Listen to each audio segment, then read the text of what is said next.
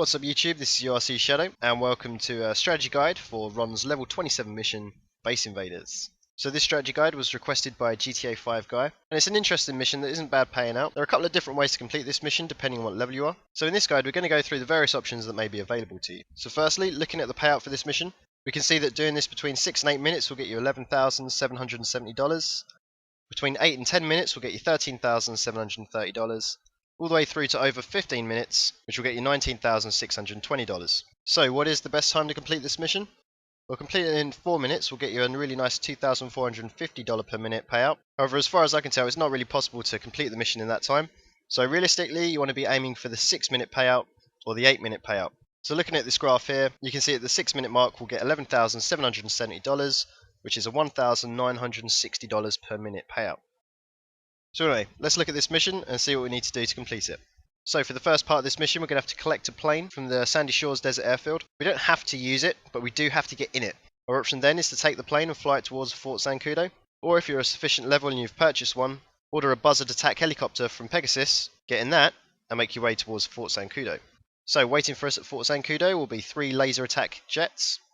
We're going to need to destroy all 3 jets, taking out any soldiers that get in our way, of which there are around 68 in total, before stealing a cargo bob from a hangar and then flying it back towards the Sandy Shores Desert Airfield.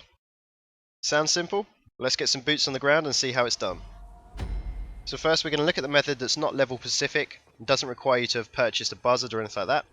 This is effectively doing the mission the hard way, which means it's more tricky, less reliable, but is available to everyone.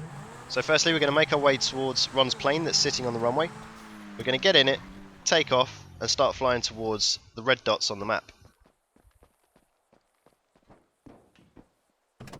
Now we're not actually going to land in Fort Zancudo, partly because we have to look after this plane and we'll fail the mission if it gets damaged, and partly because we're going to need a car once we're inside the base, just so we can move around quickly and have a certain level of protection.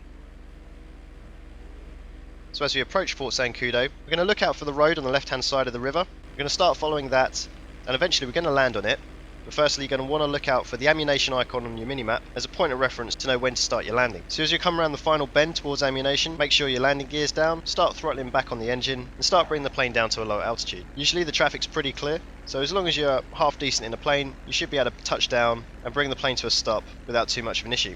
Don't forget to leave your plane off the road so that traffic won't accidentally run into it and damage it, as that could end up causing you to fail the mission.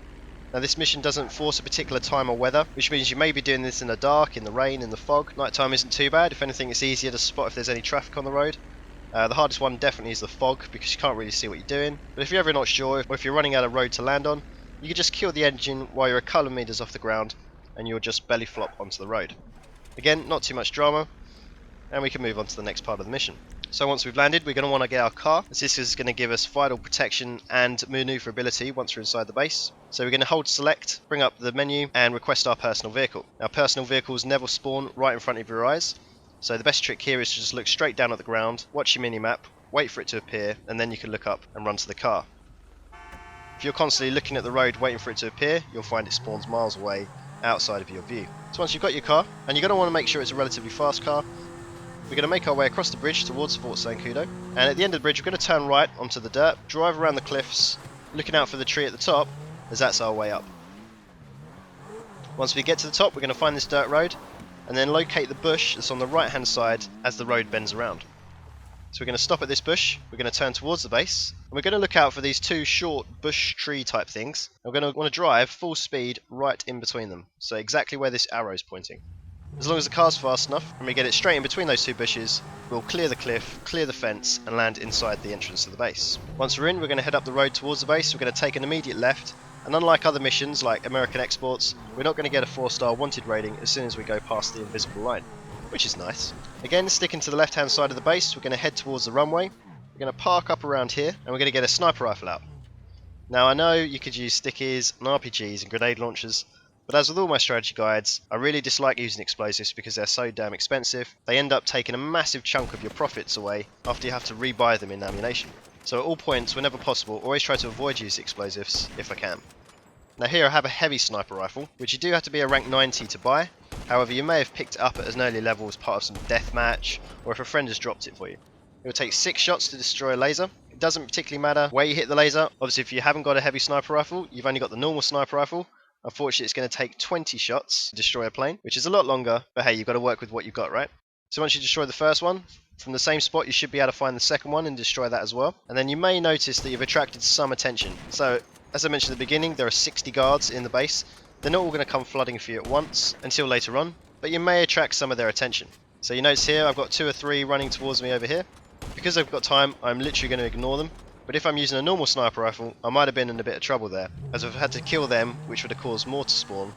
And before I know it, I'm taking on the entire base. So once you've taken out those 2 lasers, you're going to get back in the car, head down the runway towards the 3rd laser. This is nice and easy, and there's never usually any guys around it. So again, you can destroy this with a sniper rifle, and then get back in your car. So, now here comes the tricky bit. We're going to steal the cargo bob. It's going to be heavily guarded in a hangar, and we're going to attract a lot of attention. You're going to want to make sure you've got absolutely full health and full armor before you do this. If you haven't, and you've purchased spare prior to doing this mission, use the select button, go to your inventory, and whack a new layer of armor on. So without any messing around, we're going to head straight into the hangar that's holding the cargo bob. We're going to go to the right of it, and the plan is going to be to get out the left hand side of our car and into the cargo bob in the shortest amount of time possible, so that we can get shot in the shortest amount of time possible. Once we're in the cargo bob, we want to get out of the hangar as quick as possible. However, do watch out for the rafters at the top of the hangar. Make sure you don't collide with them and then come crashing down in a massive fireball. Now, as you can see, I took a hell of a lot of damage. My engines were cutting out before I'd even left the base. And normally this would be a race against time before your engines cut out completely. However, perhaps I was just lucky, or perhaps in this mission the cargo bob's engines just will refuse to finally fail. And I managed to make it all the way back to the Sandy Shores Desert Airfield, still in one piece. Ron clearly doesn't seem to mind what condition the cargo bob is you get, as long as you get one. So at the end, all you're going to do is touch down on the helipad, get out, and you've passed the mission. So, as I said, that was the hard way. Let's look at the slightly easier way. For this, you are going to need a buzzard attack helicopter, which, if memory serves, you do have to be something like a level 65 to purchase in the first place. And it does cost 1.7 million, but as I've said in other videos, it's worth every penny if you use it as much as you can. So firstly, we're going to get in our car and get away from the airfield to call our buzzard. If you call your buzzard while you're at the airfield, it will just spawn at the next available airfield, which isn't going to be any good to you. So going up to the railroad is sufficient, finish the phone call, and then head back towards the airfield. Now you're still going to have to get in Ron's plane, otherwise you won't trigger the next part of the mission, and the lasers won't appear at Fort Zancudo to be able to destroy it. But once you're in, just simply step out again, get back towards your buzzard, and then start heading towards the military base.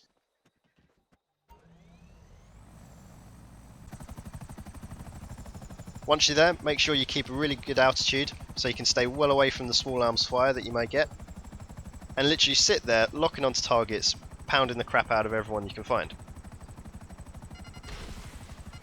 Now it's going to take a little while, but you're going to get good RP from doing it, and you'll notice that soldiers will constantly respawn in the same location, so as you kill one, another one pops up in his place. That's fine, it's easy kills for you. There are about 68 soldiers in total that will respawn, but eventually they'll stop spawning, the base will be clear, and you can move on to get the cargo bob. Take special care when firing missiles into the hangar. Until you've cleared out the rest of the base, if you get a missile lock on someone in the hangar, just ignore it, turn a bit, and wait for the buzzard to lock onto a different target. Once the rest of the base is clear, you can then go back and clear up the people in the hangar. You can either do this on foot or still in the buzzard. Obviously there is a bit of a risk you're going to blow up the cargo bob. With the base now clear, it's probably worth just having another quick sweep. We've got a really long range on this buzzard, so just twisting on the spot from the middle of the airbase should immediately tell you if there's anyone left to kill.